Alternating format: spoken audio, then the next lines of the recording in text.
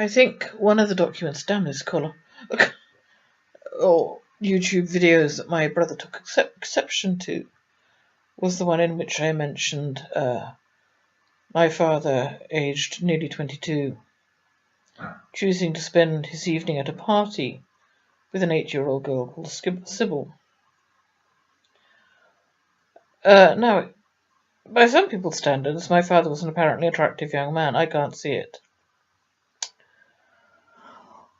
But a lot of women found him attractive.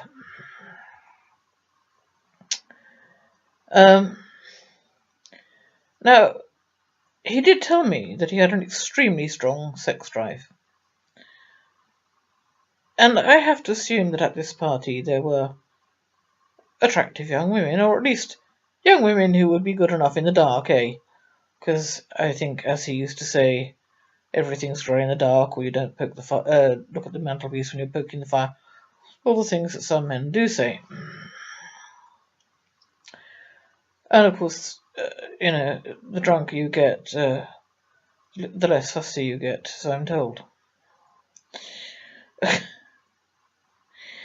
A man pushing 22, who could have spent his evening chatting up young women, spent his evening chatting up an 8-year-old girl called Sybil, and referred to them as just a wonderful couple.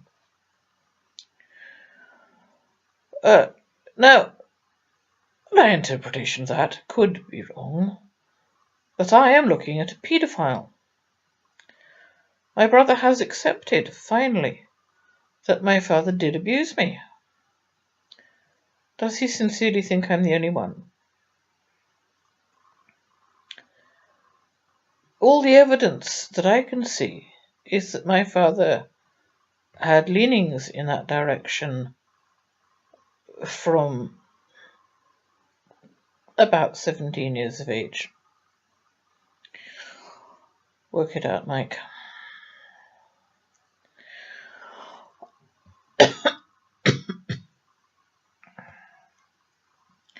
I do also believe that he had homosexual leanings. Polysexual, in other words. But the easiest target for his enormous libido were children. Yes, I mean, a lot of his life he had so many women on the go. I'm surprised he had any libido left over, but it was the helplessness of children which he found appealing, and he said so to me.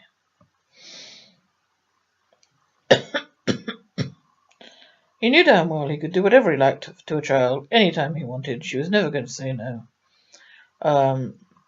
She was never going to say she had a headache. She was never going to say, no, we're not married. I'm going to put this very crudely. He could poke a child any time he wanted, especially one under his own roof. Or any vulnerable child, for that matter. He would have been in a bit of a bind there because he believed in eugenics for handicapped people. So as Jimmy Savile attacked handicapped people as well, handicapped children as well. My father's greatest inclination, faced with a handicapped child, would have been to bump them off. Perhaps he could have fucked them and then bumped them off. I mean, that's what rapists often do. I just find it ridiculous that you can accept that your father abused his daughter and not accept that he was a paedophile. Period. He was a paedophile. And even if I'm wrong about little Sybil, there is the uncomfortable fact that I witnessed my father molesting another child. And that is completely and utterly unforgettable for me.